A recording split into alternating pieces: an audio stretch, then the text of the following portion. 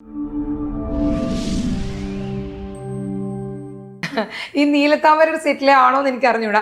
അർച്ചനെ ഒരു സെറ്റിൽ കാണാതാവുകയും ആൾക്കാരെല്ലാം തിരക്കുമ്പോൾ മറ്റേ ലൈറ്റ് ബോയുടെ കൂടെ ഹെൽപ്പ് ചെയ്ത് നിൽക്കുന്ന ആ കഥ നീലത്താമരയുടെ സെറ്റിലാണോ?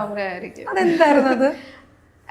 ഞാൻ അത് പൊതുവെ എല്ലാ അത് നായികയെ കാണുന്നില്ല. അപ്പം ഇങ്ങനെ എല്ലാവരും എവിടെ പോയി എന്ന് പറഞ്ഞ് തിരക്കാണ്, നായികയെ കാണുന്നില്ല. അങ്ങനെ എല്ലാവരും ടെൻഷൻ അടിച്ച് നോക്കുമ്പോൾ നായിക അതാ ലൈറ്റ് ബോയുടെ കൂടെ മറ്റേ ക്ലാപ്പോ എന്തോ ബോർഡൊക്കെ പിടിച്ചിട്ട് അവിടെ നിൽക്കുന്നതായിരുന്നു. അങ്ങനെ സംഭവം ഞാൻ അതെല്ലാം സെറ്റിലും ചെയ്യാറുണ്ട്.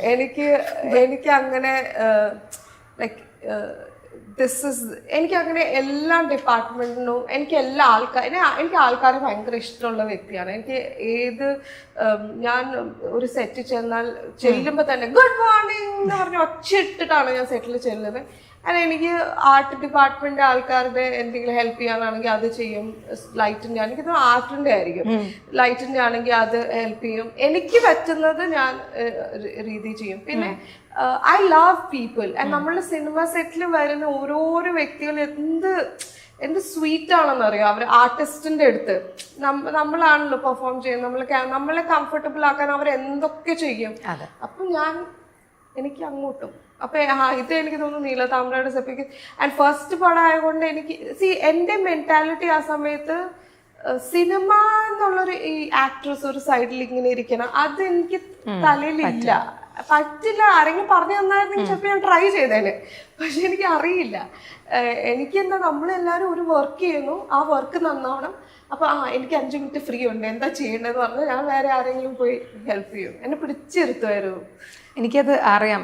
കാരണം അർച്ചനയ്ക്ക് ഓർമ്മയുണ്ടാവില്ല, ഞാൻ അർച്ചനെ കാണുന്നതും ഇന്റർവ്യൂ ചെയ്യുന്നതും സെക്കൻഡ് ടൈമാണ്. മമ്മി ആൻഡ് മീയുടെ സെറ്റിൽ എനിക്ക് തോന്നുന്നു അന്ന് വേറൊരു ചാനലിന് വേണ്ടി നമ്മൾ ന്യൂ ഇയർ ക്രിസ്മസ് സെലിബ്രേഷനായിട്ട് നമ്മളൊരു നിങ്ങളുടെ ഹോൾ ടീമിന് ഇന്റർവ്യൂ ചെയ്തത് ഞാനായിരുന്നു. അപ്പം എനിക്ക് ഈ പറയുന്ന അർച്ചനെ നല്ല പരിചയമുണ്ട്. കാരണം അന്ന് അവിടെ വേറൊരു പയ്യൻ ഉണ്ടായിരുന്നു, അതിനേക്കാളും ചെറുതായിട്ട് അവിടെ മൊത്തം ഓടി നടക്കുന്ന അർച്ചനെ എനിക്ക് നല്ല ഓർമ്മയുണ്ട്. എനിക്കൊന്ന് ഓറഞ്ച് ഉടുപ്പൊക്കെ ഇട്ടിട്ട് അതിനകത്തൊരു സീൻ, ആ സീനൊക്കെ എടുക്കുന്ന ദിവസമാണെന്നാണ് എൻ്റെ ഓർമ്മ. അപ്പൊ അന്നേ എനിക്കറിയുന്നത് ഭയങ്കര വേളയാണ്, അത് ഞാൻ പറയാതിരുന്നതാണ്.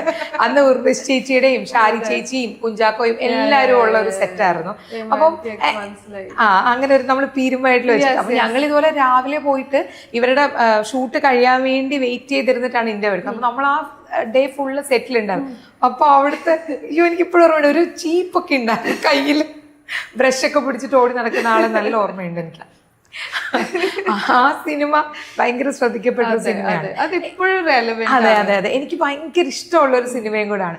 എങ്ങനെയായിരുന്നു ഉർവശി ചേച്ചിയുടെ കൂടെയുള്ള ഒരു എക്സ്പീരിയൻസ്? കാരണം നമ്മളിപ്പം എന്നാ പറയുന്നത്, ഓരോ വർഷം കഴിയുന്നവരും മറ്റിങ്ങനെ ചേച്ചീന്റെ കൂടുതൽ ഇതായിക്കൊണ്ടിരിക്കുക. I think she was not used well ഒരു ഇടയ്ക്ക്. അതാണ് നമുക്ക് ഇപ്പൊ തോന്നിക്ക് കുറച്ചും കൂടി പുള്ളി ബെറ്റർ ആയി വരുന്നുണ്ടോ അല്ലെങ്കിൽ എന്താണ് സംഭവിക്കുന്നത് നമുക്ക് തോന്നുന്നത്. ബിക്കോസ് അത്രയും ലൈക്ക് പുള്ളിക്കാരത്തേക്ക് വേണ്ടി എഴുതാം ആൾക്കാർക്ക് roles. Because she will pull off that well and she's an amazing person. എനിക്ക് ഭയങ്കര ഇഷ്ടമുള്ള ആളാണ്.